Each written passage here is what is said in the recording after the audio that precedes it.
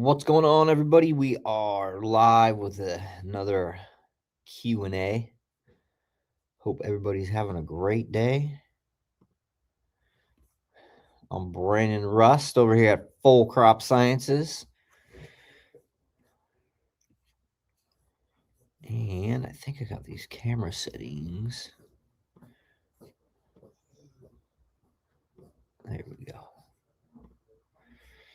What's up? 707. Go Ahead Gardens. Seeing some familiar faces coming into chat.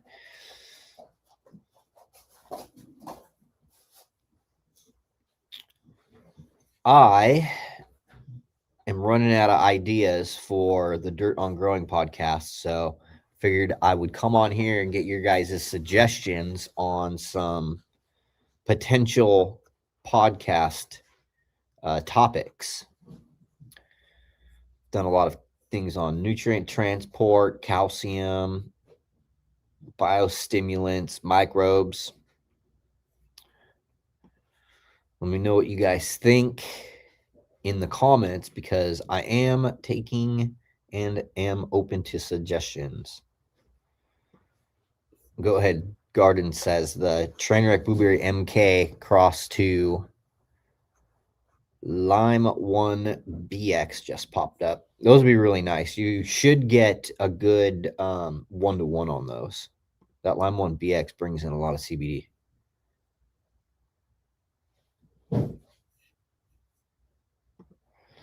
What is my advice on harvest? There's a whole podcast. 60/60 is wrong. I go over all of the dry methods and everything there. So that video is available. And then also there should be a link in the description to that video for the dry cure guide. Let me see. I can actually drop it in. Here it is. Complete guide for the perfect dry cure. And let me copy paste this. I'll put this in the chat. So I just copy pasted. There's a link in the chat to the guide that's on the website, but also podcast video is really good. What is my opinion on autopots? I really like autopots. We have a whole room that has autopots at the new grow facility, which again, we're just still waiting for them to schedule our final interview. So we should be opening, hopefully by the end of this month. We'll be in there, open it up. Everything's ready to go, and all I have to do is get dirt in the beds. 420 Dream says he'd like to know about the ppms or the amount of ppms of each nutrient. I could do that. I could do a podcast on understanding soil analysis.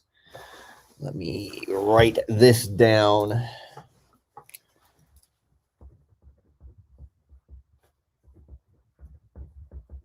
Understanding soil and analysis. Okay, that's a good idea. The types of, podcast topics that I'm usually talking about is in relation to things like soil agronomy, microbiology, biostimulants, nutrients, environment, genetics, all the kind of stuff. But I feel like I've covered so much stuff, and I don't mind repeating myself and going back over stuff, but I like to reach out to the community to figure out what it is that you guys want to know about, because I have access to all the information, If there's something that I'm unfamiliar with, all I have to do is pick up one of my books, which is another one somebody asked about. Books, different books that are good to read. Do I already have a podcast about enzymes and amino acids? I do. So there's several different podcasts on microbes, and I talk about enzymes. And then specifically, there is a podcast on just amino acids. And I go over a lot in detail about the catabolism of amino acids and how the plant will catabolize amino acids internally for energy, for NADPH, FAD, and ATP, and how it's carbon chelated form of nitrogen, and yeah, we get into detail about all that stuff. Yeah, that's terrifying. How much calcium per gallon of water? We are waiting on the approval for the new labels for the calcium. But the application rate for top dress is 1 tablespoon per gallon of media, and then I usually use it at a rate of 1 teaspoon per gallon of water every 2 to 3 weeks.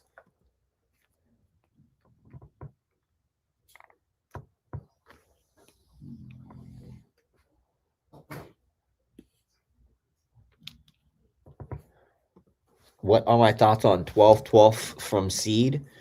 It depends on genetics. Some stuff doesn't like it. If they don't reach like some kind of sexual maturity, sometimes things will harm.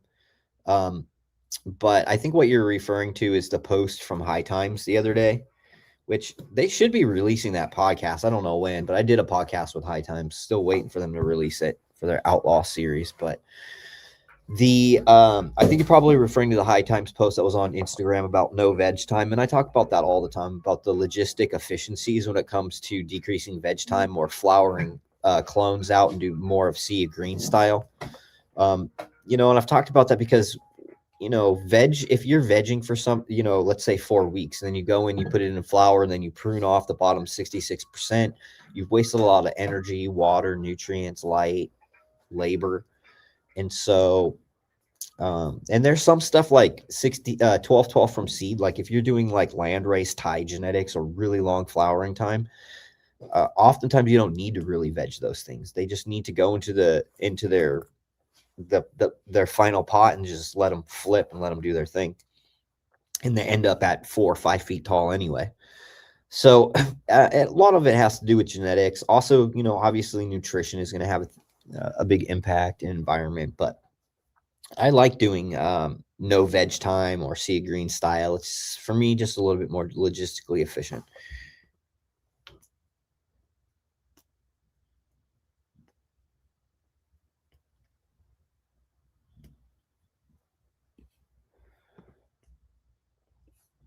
Secta says you had an Ash conversation yesterday with the proper doink boys. Well, if they want to have a real conversation about the science behind it, you can have them reach out. I'm always open to talk about science.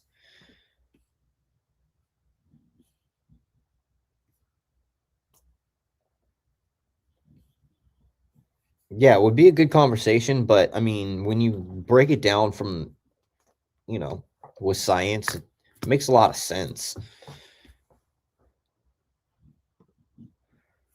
So Caliber says he ordered Principles and Applications of Soil Microbiology. That is one of my favorite books. It is the Bible. If you got the third edition, that's the newest edition that I think was revised in 2022.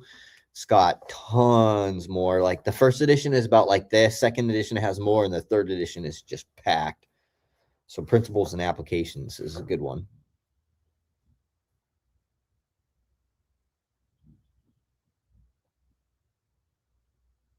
IQ coming soon. Yeah, I was just talking about that to Trevor this morning.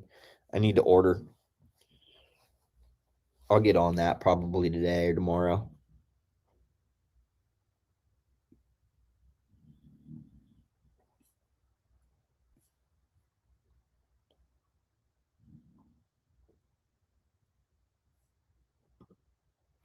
Podcast American Cheddar Cheek says maybe do a podcast on conservation techniques to combat soil degradation and sustainable practice outdoor.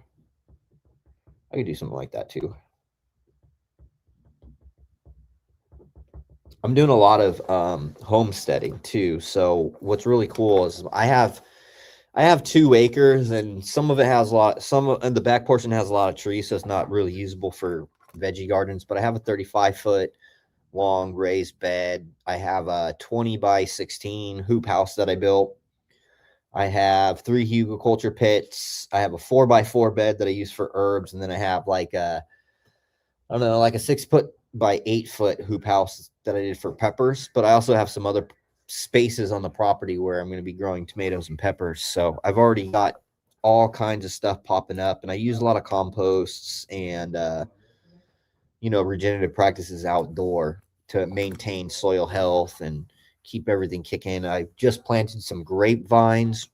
I have some blackberries that I'll be planting also.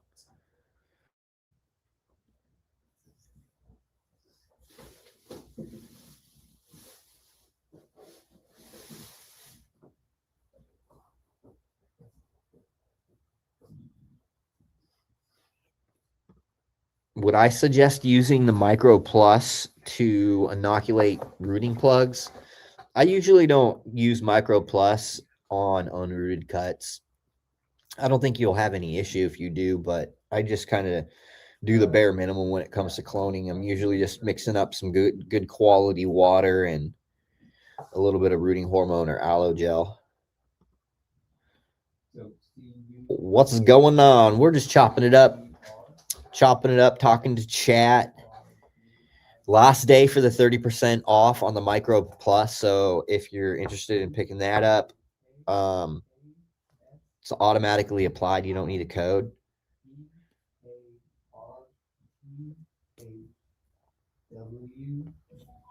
Yeah, this would make a really good podcast. From the chat, All Stars is saying, how about going over soil tests with Logan Labs? Maybe we could go through that with you and see how simple or hard it would be. It's, it can be difficult in the beginning, but once you start doing it and you learn it, like if you do it consistently for like 6 months to a year, you'll really start understanding things in such a much clear dynamic, because what's cool about the tests is, like, even if you're already good, right? Let's say you can diagnose things without testing and you know what you need to add and you can replicate things run after run. When you do run into issues and you are trying to diagnose something, you can look at the data and be definitive, be like, okay, it is exactly what I thought. Or it might be like, oh, it's actually something different than what I thought.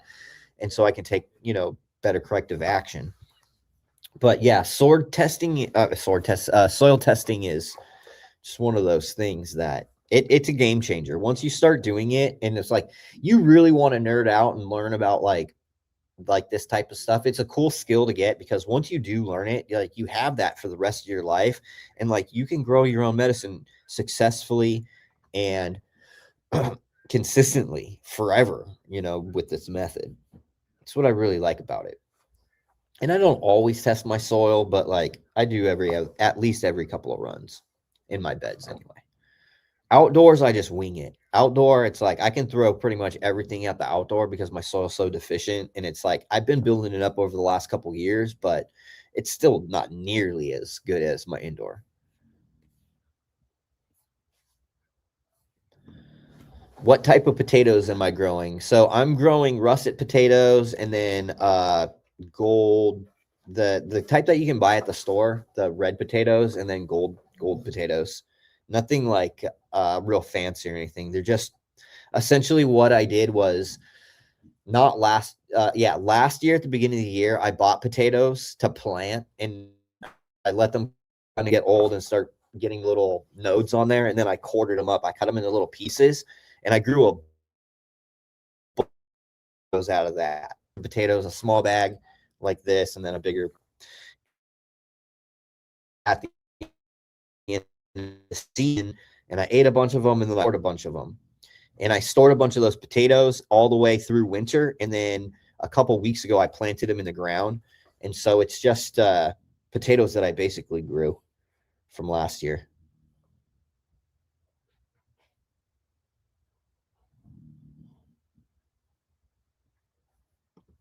Would I be willing to go use pictures of different leaf deficiencies to show my viewers what they are looking at? Yeah, that could be a podcast. Nutrient deficiencies, identifying ID deficiencies. I actually have a really good paper that shows all that stuff too.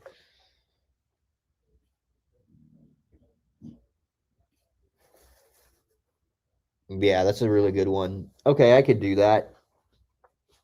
I could definitely do that. I think I have most of all of those values already made and stuff, so I could just screen share and do a live like that. Maybe I'll do that next week. I'll do the nutrients, nutrient analysis, soil testing, and then the week after that, I could do identifying nutrient deficiencies.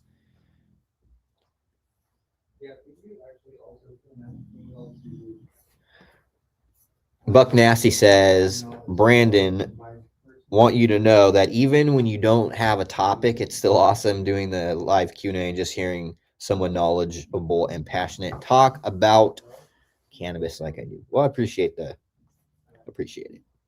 I appreciate all the support from you guys too, because I'm here to help. I mean, you guys support me in business, and this is the best way that I know how to give back to the community is just share my knowledge and experience. So, and I don't mind doing it, dude. It's like one of those things. Honestly, there's a saying, it's the only thing that you keep is what you give away, and it's like I'm gonna die with, you know, you don't take anything with you. You know what I mean? No matter what you like build up in life, the only thing that you get to keep is what you get away. You know, it's the knowledge that you've acquired that you get to share is, you know, it's more real than our finite lifespan. So here's a question from chat from Jay Rands. He says, quick question. I use pH down when I use vitamin C crystals, absorbic acid. I heard pH up and down affects the microbes in Micro Plus. Does that also affect the microbes, the vitamin C in the vitamin C crystals? So like Microbe Plus has a naturally low pH because of the organic acids. So if you use something like citric acid, which is pH down, it's not gonna really do anything because the pH is already low. They like those low pH range. That's where they're stabilized at. And then if you were to use something to increase pH, um, it might have effect on some of them, but it's like only if you're pHing the solution. If it's very temporary and it's like you're pHing something and then you're watering it in, which I usually don't pH. You know, I don't pH anything because I use clean water. Um, but yeah, I mean, different pH fluctuations will have an effect on microbiology. The extent to that effect is based off of a lot of different factors, not just pH, but environment, how long the pH is, if it's just a solution, if it's the pH of the actual media itself, you know, how much buffering capacity the media has for pH solutions. There's a bunch of different things that all get kind of factored in there. But the long and short of it is, yes, different pH ranges. You know, there are optimal pH ranges for things like lactic acid bacteria. There are optimal pH ranges for different types of fungi. You know, so pH definitely can affect the populations.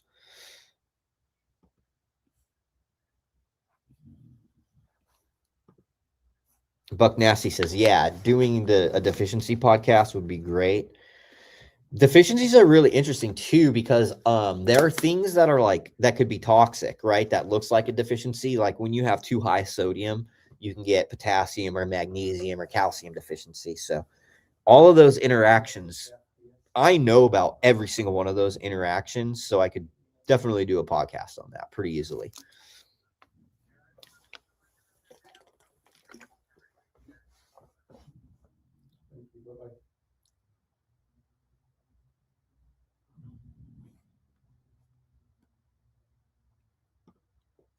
Sally Cobra, So Caliber says, I have some beautiful mushrooms popping up. They look like penis envy.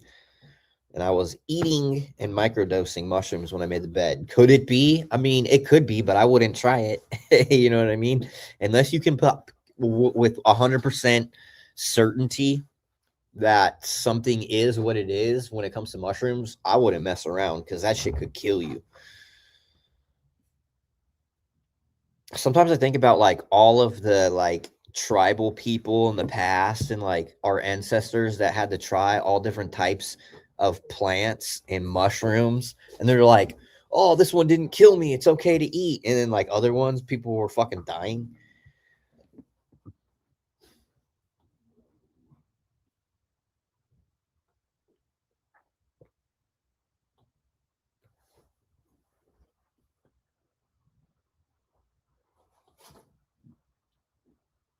No, we're still not shipping overseas. We don't do any shipping overseas unless we can get the products registered, and we're still working on some stuff here. Since we did a new business name, we had to register for a new trademark, and then also what we had to do is re-register all of our products. So our products are registered currently under Bokashi Earthworks, and we just started getting our registrations approved for the full crop. So then we're changing the labels. It's like as soon as that's done, then we'll work on the European registration, and we'll start the European registration with the products that we already have, which are going to be the microbe spores, because those make the best sense logistically to ship. But it'll be a while, man. It's all this stuff is really slow process. Whenever it comes to like the government and any type of government agencies, they work fucking so goddamn slow, and you basically have to harass them to get anything done. So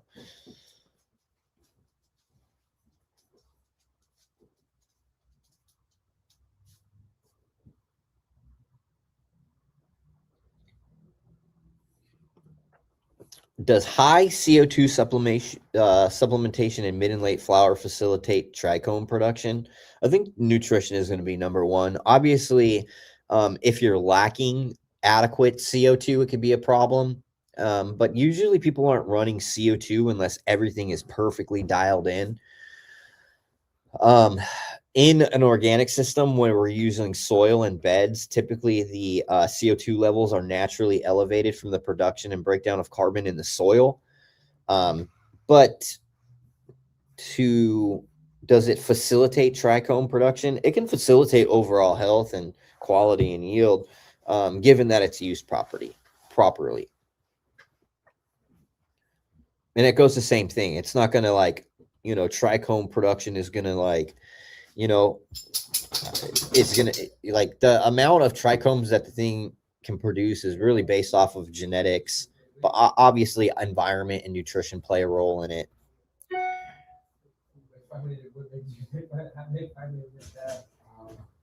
Videos on making seeds. It's not really like, no, there's nothing to it. You just grow a male plant with females.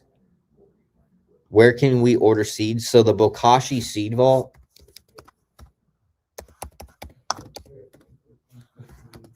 .com. I'll put it in the chat.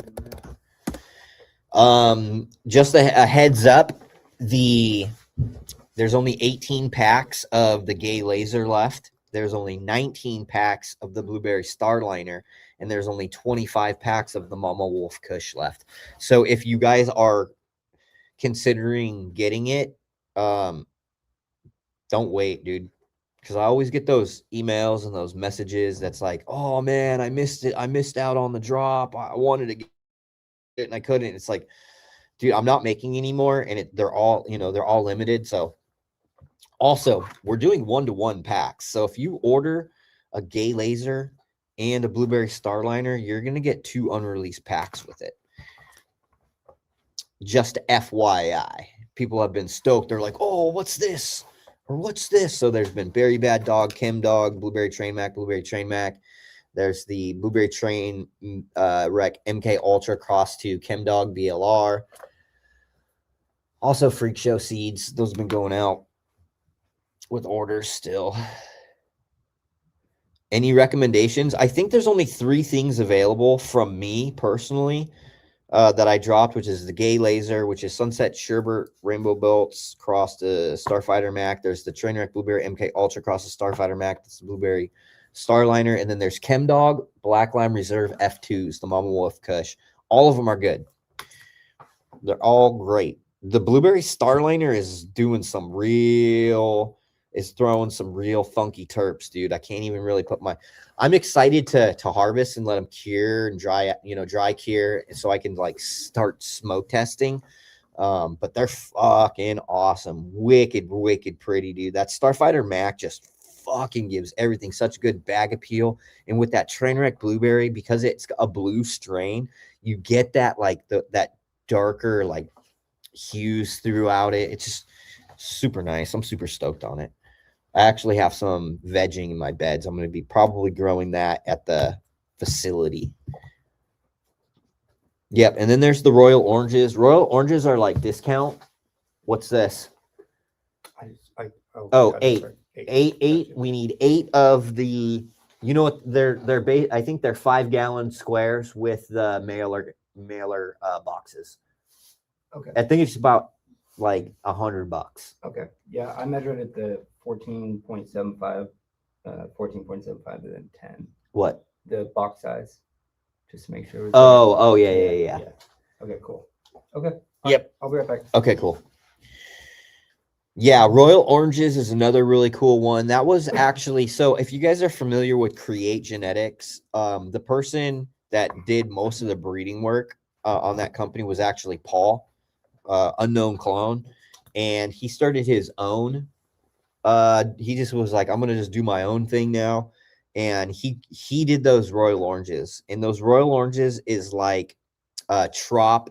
It's like trop cherries, but orange. It's like really nice, bright citrus with that like Tropicana methylanthranilate candied artificial candy, like trop smell. And the cool thing is, I actually have something right here, which is the high divorce rate crossed to Limelight. And this Pheno that I have, this number 7 right here. I wish you guys could see it a little bit better. This one has similar profile, even though it doesn't have any of the trop cherries or anything. It has that candied methylanthranilate. It kind of smells like a candy lime popsicle, like or like not like popsicle, but it's like lemon, like a Sprite, but it's trop. It's got that crazy sweet trop with like lemon lime Sprite. It's pretty awesome. And what's great is the terps match the actual smoke, the flavor fucking perfectly.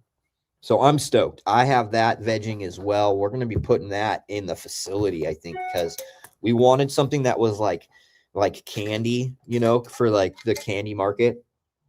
And this isn't gelato, it's not Z, but it's got that fucking oomph. It smells fucking wonderful, tastes great. Super stoked on that. That was a high divorce rate Limelight.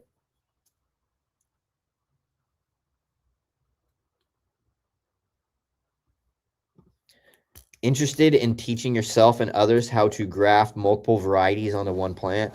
I wouldn't really be interested in doing grafting like that, because the time that it would take, and like I already have the plant, so it's might as well just put multiple plants in the same bed like I normally do. It seems more logistically efficient than trying to like graft multiple varieties onto one rootstock. Just for me. I mean, I've seen people do it, but I think for me it would just take too much time. Yeah, I'm waiting to drop the Berry Bad Dog after testing. So currently what's happening right now is I have everything vegged up, and they vegged up bigger than I actually wanted to get them. I wanted to have them already flipped by now. But what happened was the shipping on my sex tests got messed up, and so they had to reship.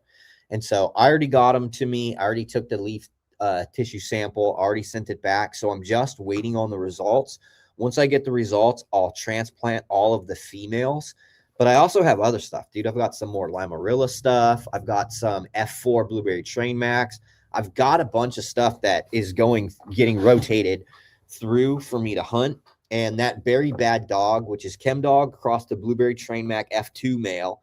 And then I did a open pollination with the females and crossed it onto my number 33 F3 Blueberry Train Mac male that I also made F4 Blueberry Train Max with.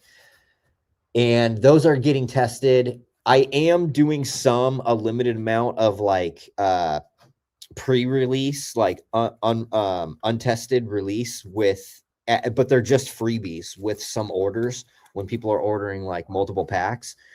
And then I'll actually do a drop on them. But I know the F1s I've already grown out, which was this. You might have seen this. You might even have this. This was a super limited drop. This was the F1 of that variety. And then I crossed it into an F3 instead of making, a F2 population. I wanted to bring more of that berryness forward in the chem, because this one is like super pungent, and it's more like a really acrid chemical bleach cleaner, like ammonia strong, ammonia heavy, and wanted to bring a little bit more of that fruit in there, that berry. Berry Bad Dog is here. I actually have packs. So this was the F1. These sold out. I'll show you guys what the new ones look like.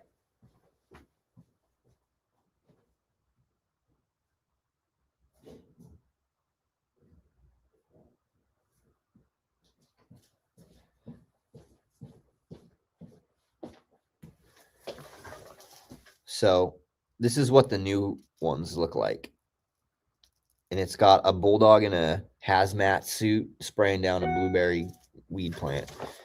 But it's blueberry train mac crossed to Chem DBX. And the Chem DBX is essentially the Chem D blueberry train mac.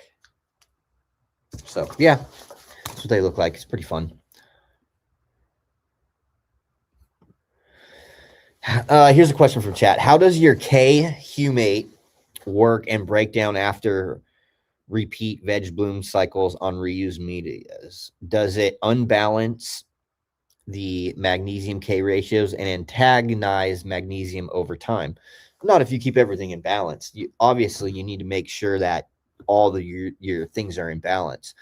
But what happens is it gets used up. Potassium is part of those base cations. So calcium, magnesium, potassium, and sodium. Now, calcium is the thing that's used up in the most abundant, but second is actually potassium. So the plant uses more potassium than actual magnesium. And typically when you're looking at soil analysis and saturated paste and stuff, you'll see the potassium levels are higher as a ppm always than magnesium. It has to be in balance like that. And so what happens is actually the potassium is used in larger quantities than things like micronutrients. It's like this is the order in which I see the plants are taking up the most things. So calcium, nitrogen, potassium, and magnesium. So those are the four elements that the plants are usually consuming the fastest. So what happens is that potassium is also used up.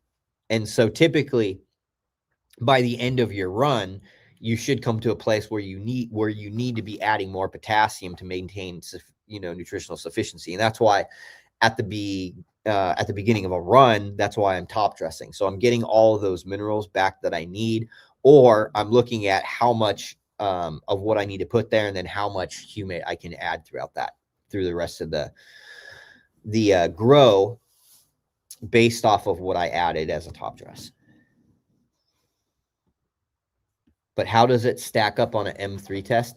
I mean, if you're looking at like a saturated paste, you're not going to see anything out of the ordinary. Given that you've got a good soil, things are cycling, you should see those things all in proper ratio and being utilized by the plant.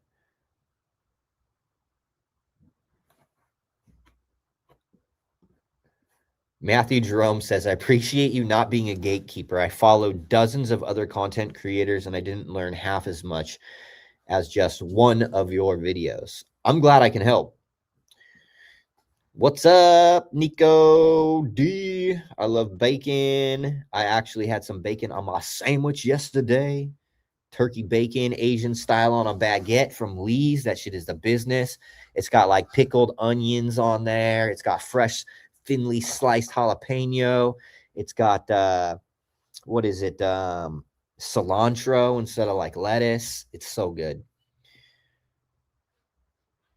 A video on spores. Spores. Do a video on spores. Okay, I could do a video on spores. That is actually, I should probably do that sooner than later because spring is coming up, dude. And I'll tell you what, dude, we start getting busy and we go through so many vials of trichoderma and bacillus. And I'm so excited because we're just waiting on the approval from the ag department for the mycorrhizal fungus. So we'll have that added. And hopefully within the next 8 weeks, hopefully before spring starts, we'll have all of our pesticide registration for our Beauveria bassiana, Metatar harzanium anispolate, and the Bacillus thuringiensis. So that way you guys can go to the website, you can order any of those pure spores for biological, for integrated pest management, and for your soil and plants. Ooh, another one. Another suggestion for podcasts. So I'm open to suggestions. I've done so many videos, but I want to know what you guys want to learn too. So comment below and let me know. But here's a good one: tips and guidance on how to help early or rapid onset of flowering after the flip, other than genetics. That's another good one, man. And that really comes down to nutrition. So I'll keep that in mind as well. For me, there's a couple of things I do. I increase manganese levels, but micronutrients are super important, especially when moving into flowering, that bolting phase. Yeah, the Gay laser is a really nice one. I wanted to do, you know, the Starfighter and Mac F2s, and that was just kind of in the vicinity, right? It was, growing next to it. So I decided to just hit them both. And because I normally don't do work with a lot of modern stuff, but Trevor gave me a really nice clone of the Sunset Sherbert rainbow belts that he made. And it was growing right next to the Starfighter Mac. And so when I did the pollination, I hit that one too. I'm liking it. I actually have a really, really beautiful one in veg that I put in the beds. I want to do a run back on it.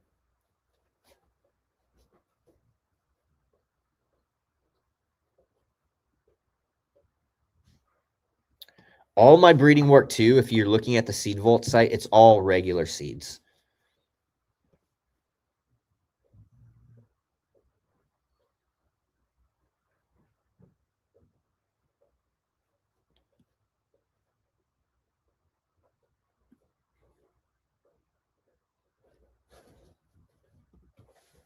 Matthew says, I don't care what they say about the AR. I like it, man. It allows me to be creative because I'm terrible at art to begin with. Zach Ficklin in the house.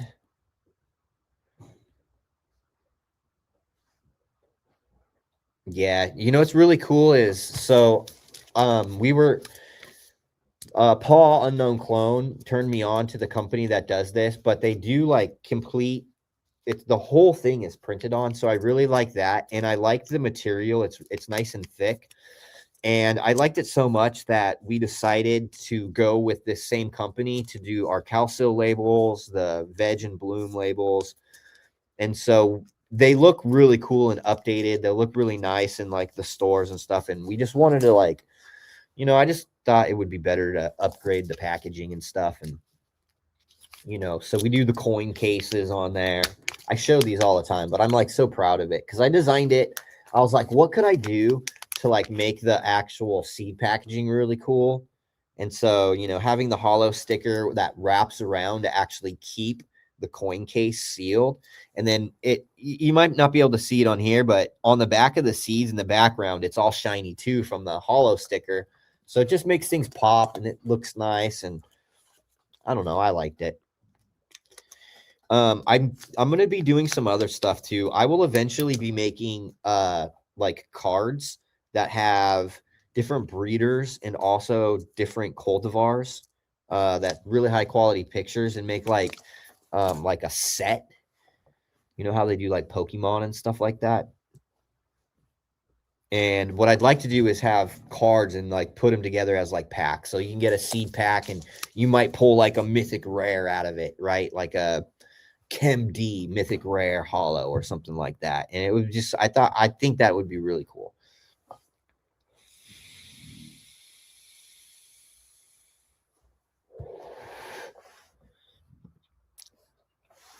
Roscoe says, what can high levels of chloride, 450 ppm, antagonize? So, and it can antagonize things like sodium. It can antagonize other anions like phosphorus. And it can also affect, it can also affect the biology if you do like heavy drybacks.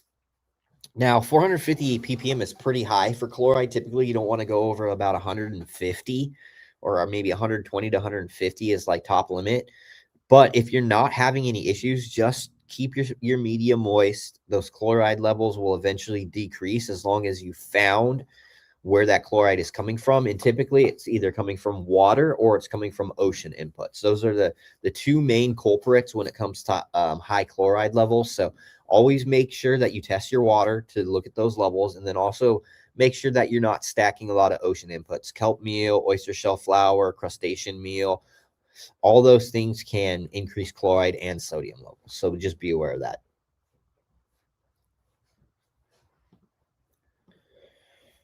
Yeah, the berry bad dog. So the F1s, this what I made before, and they turned out great. People loved it, but it was limited and it sold out super fast. So I did some more work with it last year. I've got some popped. All of them are like ready to flip in my tents, but I'm going to take one clone off of every single pheno. So I sent out 30 sex tests. I still have more that I'm going to send out.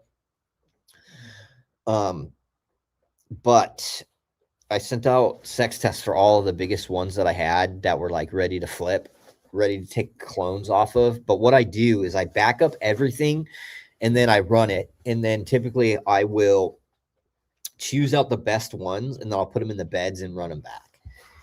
That's what I really like to do. I really like to run things in the small tents to do the selection work, look at the stuff, see how the line is, make sure there's no herms.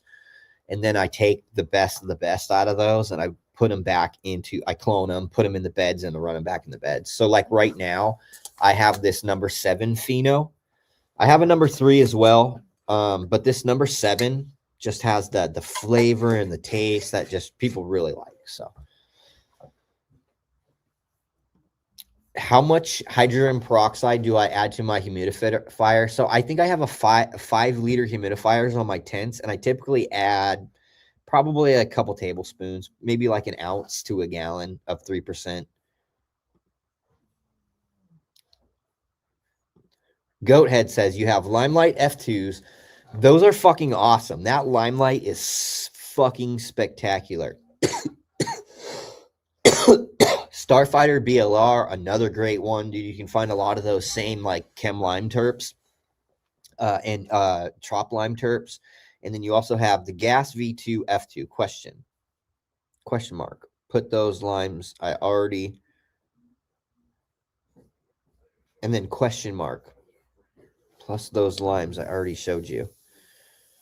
Oh, I think this is a statement. I thought you were asking a question. Here's another question. Brandon, is there any amount of micronutrients in any of the humates? Yeah, all of the humates have small amount of micronutrients. It's just not at the quantity that is required for adding them to the label. So yes, small amounts of both secondary and micronutrients.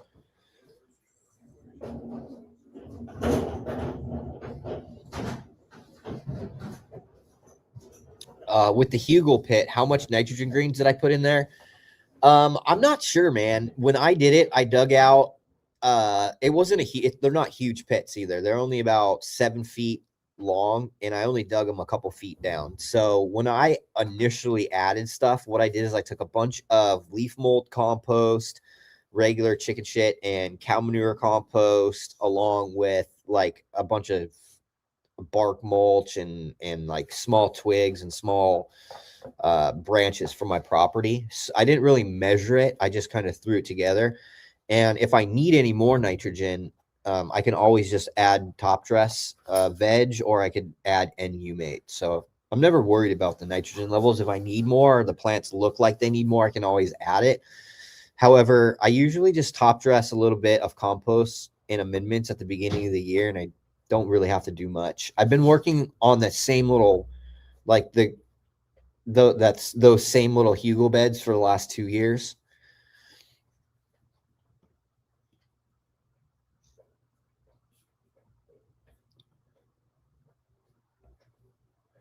Here's a question from Matthew Jerome. It says, does the bacillus and trichoderma attach to the roots or inoculate the microbes? Okay, so with trichoderma is very similar in functionality to endomycorrhizal fungi. So it'll do a couple of things.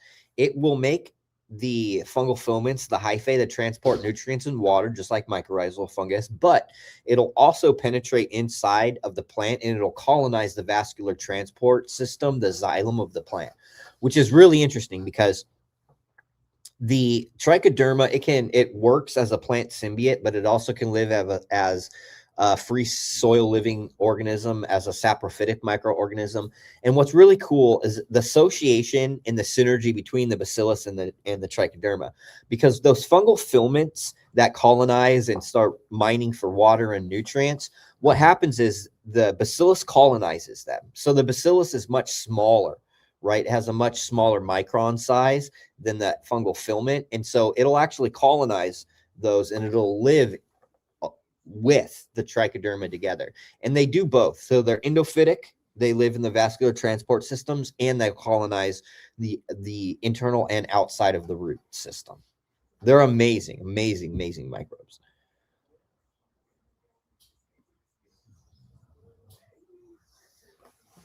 Have I ever tried creating a cross that didn't work out? I had a couple.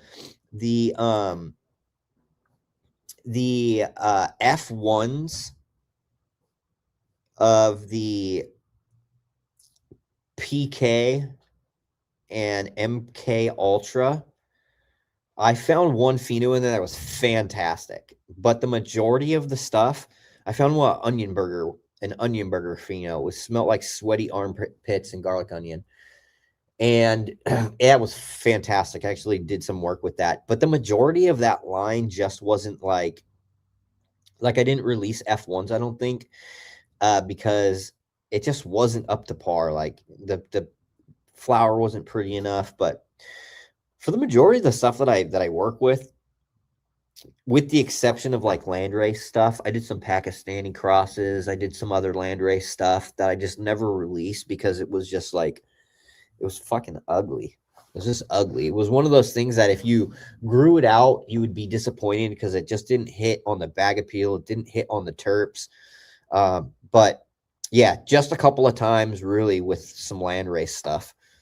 It's one of the reasons I don't do a lot of work with it. It takes so many generations and so much time and effort.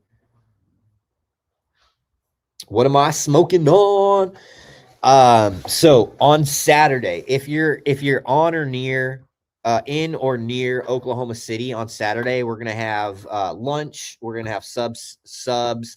I've got the projector. We'll put on like a Pineapple Express. You bring your Magic the Gathering. We're gonna do some flavor tastings. So I have the Chem D, the Chem Dog cross to Starfighter Mac. I have some Black D, which is Chem Dog cross to Black Lime Reserve. And I have some high divorce rate cross to Limelight. The high divorce rate Limelight number 7 is what I'm smoking on. It's Trop Lime Popsicle, Sprite, like Trop Sprite terps. Super fucking awesome. That's what I've been smoking on today. We'll be smoking on that on Saturday. So if you're here, cruise on down to the office between 12 and 4 p.m. and you can try out the flavors. You can come chill and hang out and watch movies and play Magic the Gathering and eat food. And it doesn't cost anything. It's just if you just want to come in, I'm just inviting people in to come hang out and chill. It's not going to be super ruckus or anything. It's going to be laid back, just a couple of stoners doing their thing. But yeah, the high divorce rate Limelight's what's in my jar today.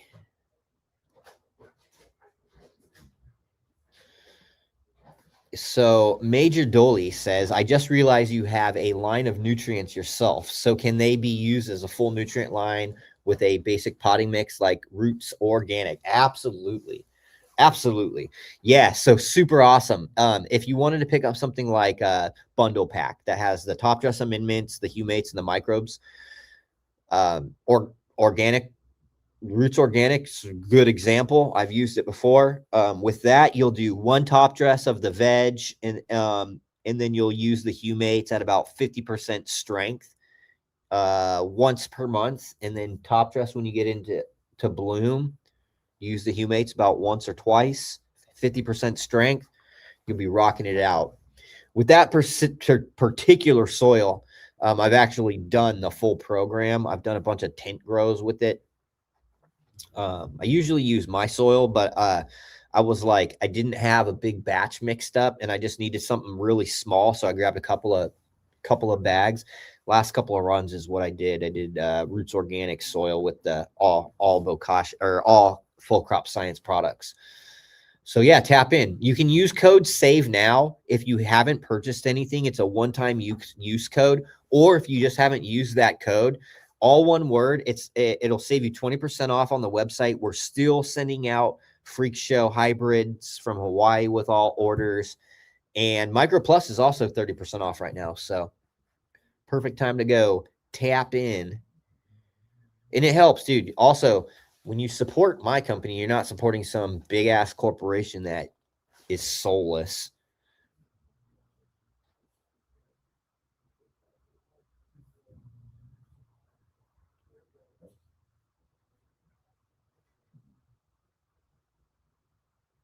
The packs only have a question mark on it. I'm not sure. Usually have labels on all my stuff. When in final phase of drying, how do you avoid volatile organic compound and terpene loss? I'm using your method, but noticed monoterpene loss. Just don't dry it out too fast. And I don't have any problems with any. Look, things are going to naturally volatilize. This is part of the chemistry of the thing. But like, if you're doing the method, you shouldn't have any degradation of product, because again, you're getting things into jars faster too. We're talking about 10, 11 days usually max. And then you end up, here's a good example. So this particular flower right here, it hung up for 6 days, and then I toted it up for like 24 hours before I trimmed it and jarred it. And you can see it just pulls right off the stick. Like, you can hear it crack, but it's still fresh. It still has some moisture. And then it's got that, that little pop. I love this. This is the type of shit that gets on your fingers and you can just smell it for hours.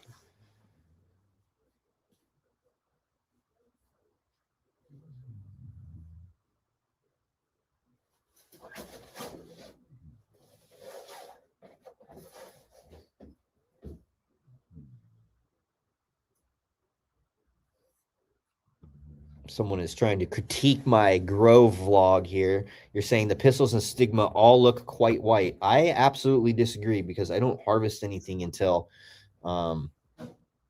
they're finished. But you can look at any of my products. Expect, like I said, I'm inviting people to come in. You can actually see. You can see it for yourself up close. And one of the things to remember too is oxidation and the degradation of those stigma is occurring during drying and curing as well. What format? So Magic, if you come and bring your decks, I've got most of my decks are modern. And what I think Trevor and them, they probably have some commander decks. I used to have a commander deck. I had a sliver deck, but I fucking disassembled it. Yeah, bring your commander decks, bring your modern decks. We'll run it.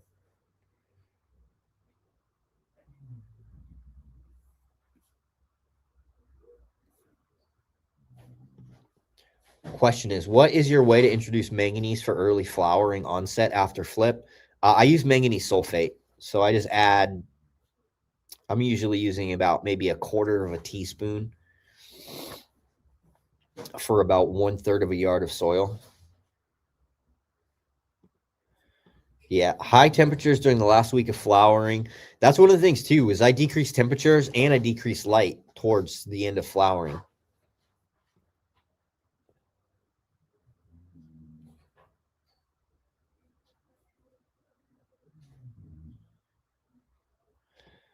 We do manufacture soil as well, but we have a minimum order quantity of 6 yards. So we don't like sell small bags and stuff. It just doesn't make any sense logistically. The shipping on small bags is more than the bag itself. Save now is one word, so 20% off save now, but it does not work on the seed vault. It's just for the nutrient site.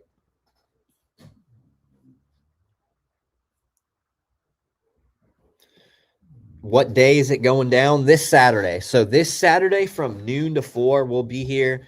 We'll have lunch, chips, drinks. We've got the projector set up back there, and a giant like whiteboard. So we'll put on, you know, Pineapple Express or some other stoner movies, some Magic the Gathering and weed, bro. I mean, what more could you want? It'll be fun. Anyway, I'm going to sign off for now, get back to work. I appreciate you guys joining me. Make sure you guys go tap in. Always helps. And if you guys have questions, let me know. I'm going to work on getting some more podcast material together for you guys, and I'll see you next time.